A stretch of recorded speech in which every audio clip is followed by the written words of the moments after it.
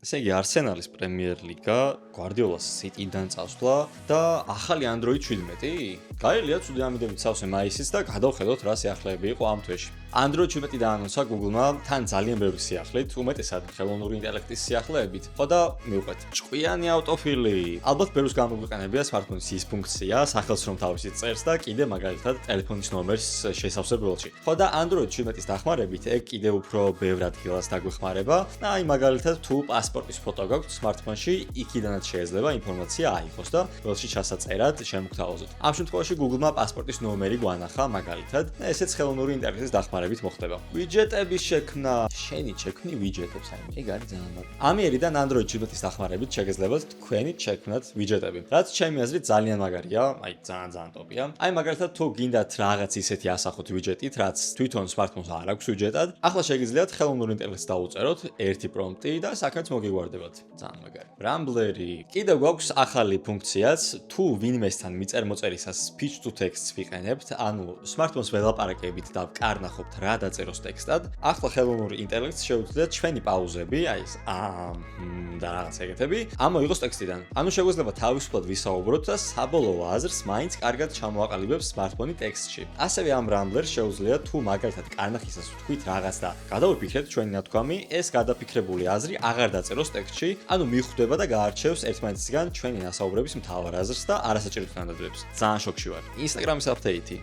Okay, ალბათ იცით, როგორ აკლდება ხარისხი გადაღებულ ფოტოს და ვიდეოს, როდესაც Instagram-ით ვიღებთ. ახლა მეტასთან თანამშრომლობით Android-ი ამბობს, რომ გადაღებული კადრები იგივე თუ არა უკეთესი ხარისხის იქნება მის კონკურენტთან შედარებით. ანუ iOS-ზე საუბარი. ეს არის უსერიოზულესი განაცხადი, ვიმედოვნებ, რომ ეს ასეა და მართლა ესე იქნება. მაგალითად, პიქსელით გადაღებული ვიდეოები იქნება იმავე ხარისხის Instagram-ში, რა ხარისხიც აქვს კამერაში. Instagram-ის აპლიკაციაში ახლა Ultra HDR-იც იმუშავებს, სტაბილიზაციაც ვიდეოს გადაღებისას და ღამის რეჟიმიც კი. აი, ბევრი რამ მაინტერესებს Android-ის ამ განახლებაში, მაგრამ ეს მაინტერესებს ყველაზე მეტად და ერთი სული მაქვს შემდეგ Pixel-ს, როდის ჩავიგდებ ხელში. როდის გავტესტავ. Pause point-ი. ძალიან დიდ დროს ატარებს scroll-ში და გინდათ ეგეთ ყოფას თავი დააღწიოთ. Pause point-ის ფუნქცია საშუალებას მოგცემთ აპლიკაციაში შესვლამდე დააფიქრდეთ თქვენს გადაწყვეტილებებზე, ჩაისუნთქოთ და იფიქროთ რაში შეიძლება დაკარგოთ დრო და კიდევ ცხოვრებისეული შეცდომებით შეიძლება გაგახსენეთ ამ დროს. მოკლედ ამ ფუნქციის აპლიკაციაზე დაყენებისას ამ აპლიკაციაში შესვლამდე თქვენ მოგიწევთ ან ღრმად ჩაისუნთქოთ, ან თქვენი ფოტოები დაათვალიეროთ, ან სხვა აპლიკაციაში შეხვიდეთ. მაგალითად, თუ TikTok-ზე გექნებათ ეს დაყენებული,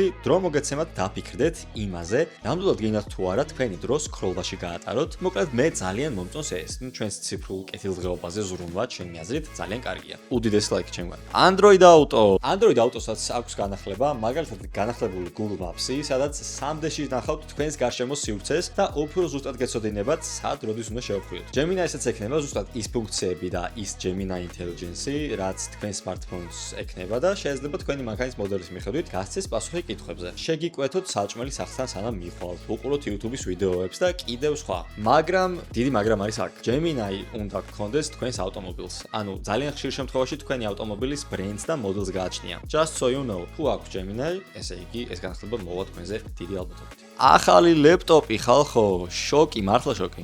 აბსოლუტური შოკი. Google Book-ი და ბოლოს ახალი ლეპტოპის სერიაც გვანახეს, რომელსაც Google Book-ი ერქმევა და მთლიანად Gemini-ზე იქნება აწყობილი. ანუ ჩაშენებული Gemini ექნება mouse-ში. Kinda crazy. Mouse-ის კურსორის შერხევისას Gemini-ს ჩავთავთ, რომელიც ეკრანის კონტექსტიდან გამომდინარე დაგვეხმარება, ანუ საიტზე შესვლა და წვალება აღარ გვიწევს. Mouse-შივე გვაქვს ხელოვნური ინტელექტი, რაც არის ძალიან მაგარი. ვიჯეტების შექმნა აქაც იქნება და ასევე რადგან ჩვენი Android-ი გვექნება დაკავშირებული ამ ლეპტოპზე, smartphone-ის აპლიკაციების გახსნა აქვე შეგვეძლება, რაც ძალიან მაგარია. მარტო ეს არა, კიდევ შეგვეძლება smartphone-ის მეხსიერებაზე გქონდეს სწრაფი წვდომა და მაგალითად Pixel-დან Google Book-ში სწრაფად გადავიტანოთ ფოტოები. ასევე ძალიან მაგარია ეს. აბსოლუტურად ძალიან. ტელეფონის გახსნა რო აღჭირდება, პირდაპირ აგზავნე ფოტოებს ლეპტოპში. ძალიან მაგარია. და არა მარტო ფოტოებს, ნებისმიერ ფაქტს. როგორც ხედავთ, ამ ლეპტოპებს Dell, Lenovo, Asus, HP და Acer შექმნიან და უმაღლეს აწყობის ხარისხსაც გვპირდებიან ეს ყველა ერთად. დავალოდოთ რა. ასეთი იქნება Android 17, უმეტესად ხელოვნური ინტელექტის ფუნქციები იქნება დამატებული და გაუმჯობესებული, ხო და ერთი სული მაქვს გავტესტო და ვნახო. თან მაინტერესებს რომელიმე ეს ფუნქცია ქართულ ენაზე იმუშავებს თუ არა. გამოიწერეთ Zoom-ის არხი, რომ არ გამოგჩნდეთ შემდეგი ვიდეოები, მე კი შემდეგ შეხვდრამდე დაგემშვიდობებით. ნახვამდის. ეს რა ვიმღერო? მეგონა შენ მიმღეროდი თურმე. ენძელა შრიალებს. სერიალებს.